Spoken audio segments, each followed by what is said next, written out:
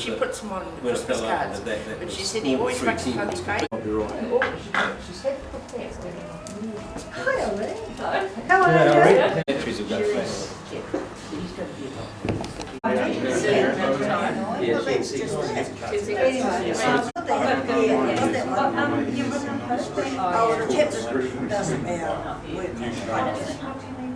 Well, it's just a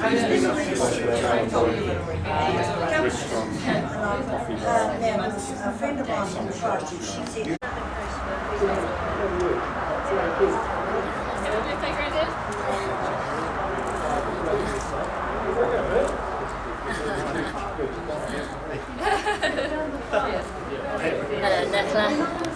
Well, I'm making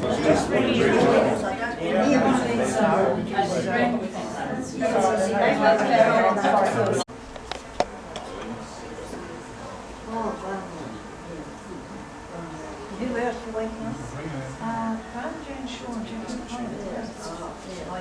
Who's Priestess Saint Grace? Who's that one, Mum? Who's that one?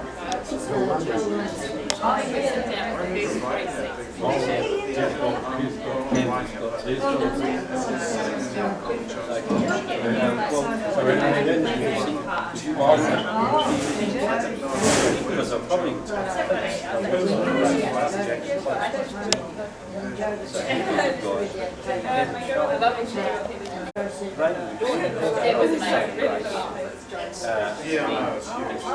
do you want to say to Mum and Dad? But I'm figuring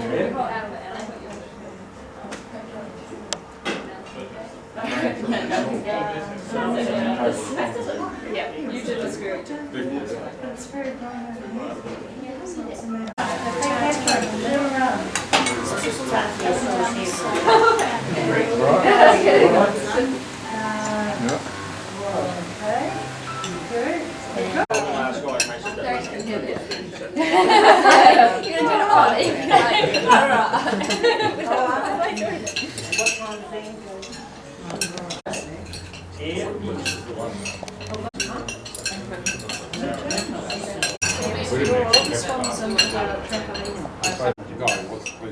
Better be careful. Oh, that's great. Oh, the next stage, eh?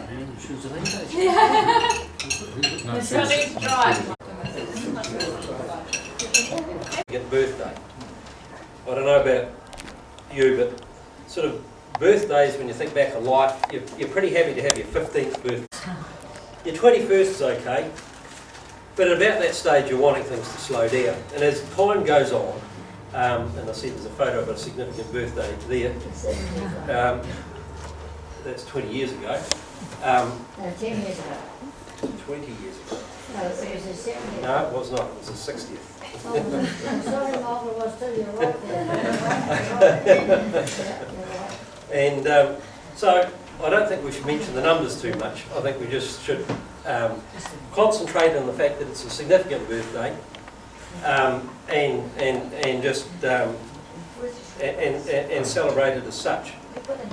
Really, I've spent most of the time putting together these photos, so I haven't really thought much about what to say. But one of the sort of the things that two things that I thought about was, well, you know, as you get older, there's two things that happen in life.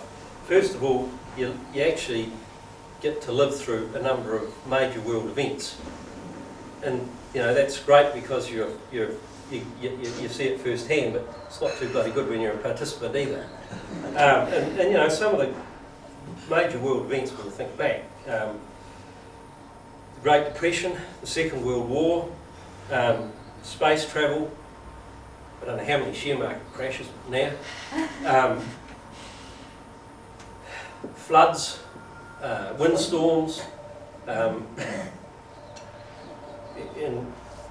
so you get to see them firsthand, but sometimes that's not such a great thing either.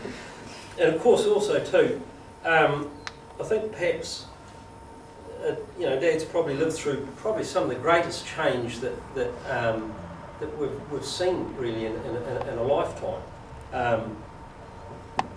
Working in the corporate world, we were always told that we had to you know, expect change, but I don't think we ever saw change like Dad has seen in his lifetime. For instance, he saw the end of the horse-drawn era, and now he sees the high horsepower tractors of today. And I'm not sure whether they had a party line, but I can remember from the times that we had a party line, and you kids probably wouldn't know what that was, but that was where several households shared the same phone line. And the only thing that distinguished who the phone call was for, which family it was for, was the number of rings. So our ring at Levels was a short and 3 longs. And that used to take, with the old dial telephones, forever for one cycle. And there were I think, about 6 families on that line. Now, of course, you all carry around your own cell phones, and you've got text messaging. The rural postman through to email and the internet. From the thrashing mills powered by traction engines through to the combine harvesters and bulk grain. From days when you didn't have a refrigerator and milk cows twice a day, to now having milk that comes from the supermarket in several different styles.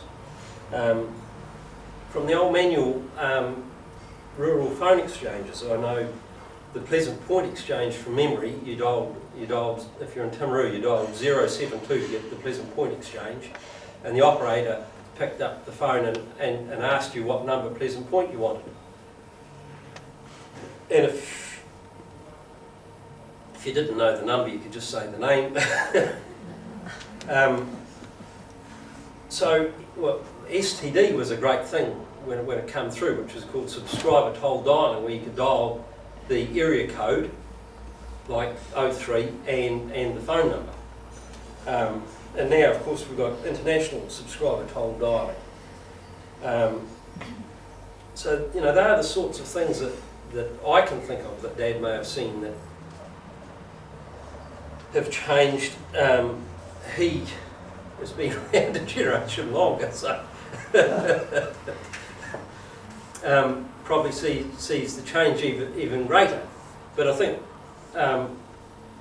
what I've marvelled at is his ability to cope with the change, to learn to use internet, to learn to use the email. Thought he's doing pretty good to learn the cell phone, but being able to text off a cell phone is actually a bit better than me. So, you know, they are the sort of things that I sort of saw and thought about as I put this slideshow together. I know a lot of people want to see some of these slides individually later on, and we can turn the thing off and we can go and we can correct some of the details in there, because I know some are incorrect, but they were what was written on the back of the photographs that I was given. So Mum put a lot of time into getting those photographs out. I think I spent about 2 or 3 days going through, Nikki, going through our photographs. It was a lot easier when I could get to the digital era to find a few digital ones and include in there. So look, that's all I've got to say really. Just wishing Dad a happy birthday. Glad that he's in good health. And that's all I've got to say. So. We might as well start a toasting round. So Michael, who's put a lot of work in there, and to Joe. It's quite interesting that there's someone who's married into the Byrnes and the other additional people, that I can actually claim a little bit of seniority here, because the Gibsons arrived on the Strathallan. It's this weekend. Well, the other day actually, 150 years ago they arrived. Out here off, not far from Morven actually, sort of South Timaru. So I feel it's a very special occasion from that point of view, being here. So let's raise our glasses for the first time to Joe. Yeah. Now, it's a matter of boys before girls, and I think girls went out in that score, so Catherine, you're going to speak Anne on. doesn't say anything. I thought Anne might have said. Alright, that's fine. I'll leave it We for don't want this to go on all afternoon. I'm pretty sure everyone knows who I am. I'm Catherine, and I'm the oldest grandchild as well as the oldest granddaughter. So I have been always completely spoiled by my granddad. And he's played a big part in my birthdays, Christmases, Easters, and also made a speech on my 21st birthday. So it's a privilege for me to be able to say just a wee bit about some of my memories from him. So it's very easy. Granddad's always had heaps of special treats, particularly the food variety. Even breakfast was special because it's Granddad's yummy porridge, little breakfast sausages. And although we all know Nana is the world's best cook, I can remember Granddad Joe bringing out my favourite biscuits, little chocolate fingers, which were great. And also, I can vividly remember him bringing home mint chocolate chip ice creams in a cardboard box like already made up on the cone from when he came home after working at the freezing works. Very exciting. And I spent heaps of evenings in the lounge sucking on Oddfellow mints very happily, watching TV. There's heaps of different things. I'll keep moving on. But yes, as a child, Levels was just a fantastically fun-filled place. And Grandad actually gave me my first driving lessons with a brick on the pedal while he was speeding out from the back. So all I had to do was hold the steering wheel, drive straight. And even that proved to be a challenge. But I think Granddad's most magical trick as a child was flood irrigation. Bring your swimming pool literally to your front door. It's pretty exciting. But Irene, Penny, Josephine and I feel so lucky to have such vibrant, youthful grandparents who have always been so interested and supportive of all that we've done. And I think we're also very, very lucky and blessed to be here able to celebrate this sort of event. So from all your granddaughters, we would like to make a special birthday toast to Grandad Joe. Granddad Joe. Thank you. That's great, thanks very much. Catherine? Campbell? It's your turn. You can see the kind of training these young people have. Public speaking, and it all comes from answering back to their parents. Hello everyone, I'm Campbell and I'm the eldest grandson of Doreen and Joe. It's a great honour to be here proposing this toast today. I'd like to tell you about the connection between Joe and I. You could summarise the relationship between us with one thing, and that's the fact that I call him Joe instead of Grandad. This originated when Nana called him Joe and not Grandad to me, so then I adopted that. This meant that he was first a friend to me, and then a grandfather, and third, a comedian. I asked Joe the other day whether he felt 80, and he replied, "No, I feel about 18. I really hope that I can answer that the exact same way when I reach my 80th birthday. And this statement made by him displays the vibrant youth, strength and vitality still pulsing in his veins. And once again, I hope I can inherit that same blood. My family and I have come down to the South Island for years, about 4 times a year to visit our relatives. Most of the time we would spend it with Nana and Joe. The farm would be the most common accommodation, and we still have great memories of it. With Joe, Oliver and I became farmer boys, and after that, farmer men. He really did shape us and taught us to appreciate every privilege, along with the brilliant care and roast supplied by Nana. We loved it on the farm. Now in town, it's hardly any different. We still make big farm trips, we still go hunting, we still have wood to collect, we still go shearing. It's all the same. We always go to Joe's friends' farms, and I think we all know Joe has a lot of friends. There is still much care supplied from Nana, along with roast as well. And speaking of which, we all know that Joe wouldn't have made it this far without Nana. So with that said, I'd like to propose a toast to Nana and Joe. Yeah. Very good. Okay, at this point there might be somebody who wants to say something. Yeah, Joe. That's a surprise. I'll say a couple of words. My parents, unfortunately, since long gone, but they were friends, work colleagues of Joe and Doreen for many years, going back to Whisky Cartwrights. I think that's probably where you first met, and the friendship continued on. But I've known Joe obviously all my life, and Doreen, and something that never fails to always fascinate me with Joe is his memory. He can be driving past the paddock Cartwrights. He took so much barley off that paddock in 1960, headed on, he could just about tell you the day, the date, the weather, what header was used. I can hardly remember what I did last week, but Joe's memory never fails. So Joe, it's been a privilege. You've been a mentor. If you ever wanted to know, what do I do here, Joe? What do you think we'll do with this paddock? What do we do with here? And in just a quiet way, he'd say a few words. Never tell you, but just subtly. He's always been there, and Doreen. So, on behalf of the Shores, to the Byrneses, thank you for being a friend.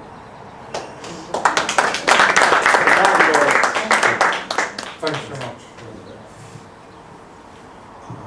Joe, this is the bit where you have to say something and reply.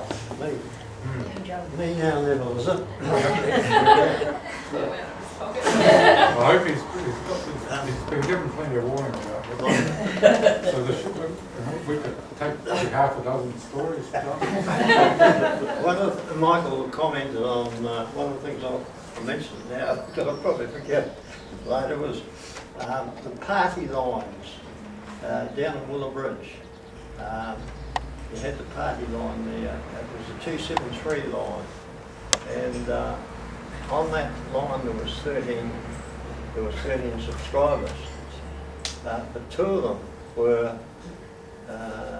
they seemed to occupy the telephone most of the time. One of them was the Dominion President of Federated Farmers, and the other fellow, that was Bill Fletcher, and Norman Heyman was the local contractor. And from Christmas time to Easter time, I guarantee nobody could get a word in. So, as Michael said, yes, we've seen a lot of changes, but you know, a lot of us don't like changes, but I think probably most of the changes are for the better. But anyway, I'd like to welcome everybody here today, and at a time like this, I'd like to say thank you to all those people who have helped us when we needed help, health-wise and work-wise. And I think we all know who they are. And I can assure you it hasn't gone unnoticed. And I must say that I admire and I'm proud of our family, Michael, Christopher and Anne, who have been so successful in their chosen fields. And I would like to pay tribute to also to our two daughters-in-law, Nicola and Gillian, and also our son-in-law, Neville.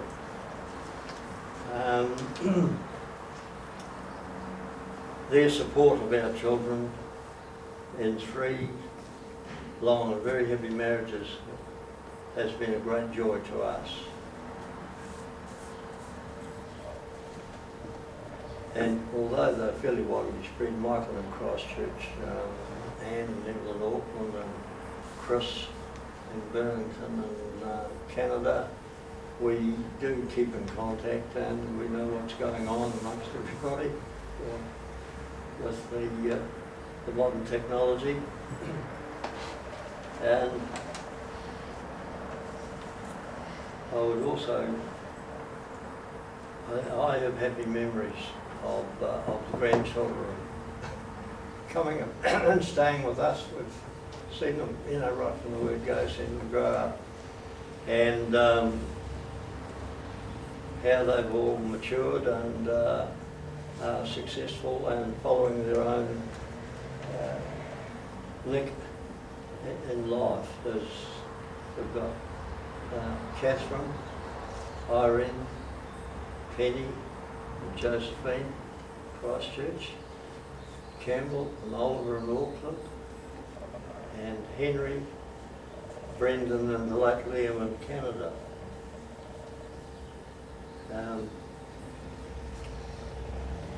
Now they're growing up, and it's very gratifying just to see what's going on and see them take their place.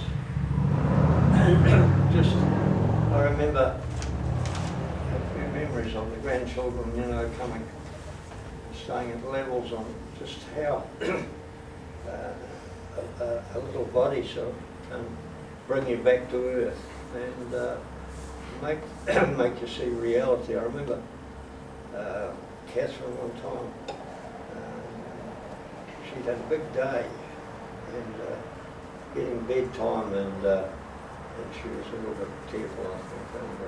And I said something, but I think it might have been the wrong thing because she looked at me and said, "You're not a very good granddad, you're not."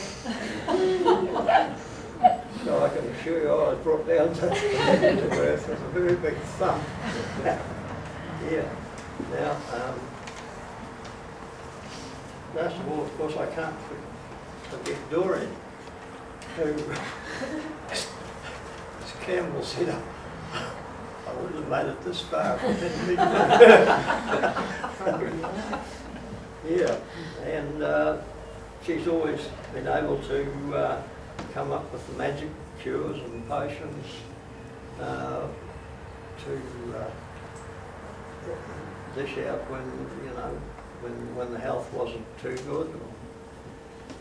And I appreciate that very much. I've often been reminded that, you know, I throw my dirty clothes in the washing basket and they suddenly appear ironed and clean back in the drawers again.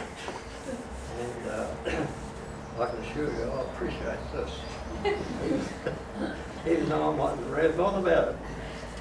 And no, well, we've had 50 years plus of a very good, what I think is a very good marriage. And now in conclusion, I'd like to thank all the people for making the effort to come here today and make this birthday memorable for me. Thank you very much.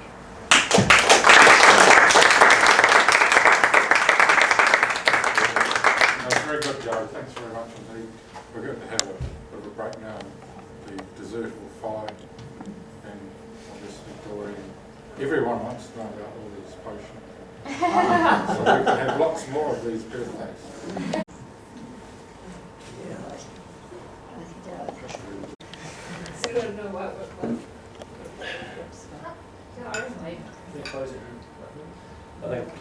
Close the application, restart, Lauren.